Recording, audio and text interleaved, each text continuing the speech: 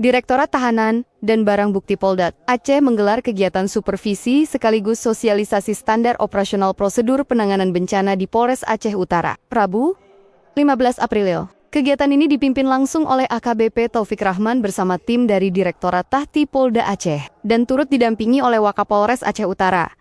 Sosialisasi tersebut diikuti oleh personel jajaran Polres Aceh Utara sebagai upaya meningkatkan kesiapsiagaan dalam menghadapi situasi darurat, khususnya terkait penanganan tahanan saat terjadi bencana. Dalam kegiatan ini, tim Direktorat Tahti Polda Aceh memberikan pemahaman terkait langkah-langkah terstruktur dan terorganisir dalam proses evakuasi. Hal ini bertujuan untuk menjamin keselamatan jiwa dengan memastikan seluruh individu dapat dipindahkan ke tempat yang aman secara cepat dan tepat guna menghindari potensi korban jiwa. Melalui kegiatan supervisi dan sosialisasi ini, diharapkan seluruh personel Polres Aceh Utara semakin siap dan sigap dalam menghadapi potensi bencana, serta mampu melaksanakan prosedur evakuasi secara profesional, aman, dan terkoordinasi.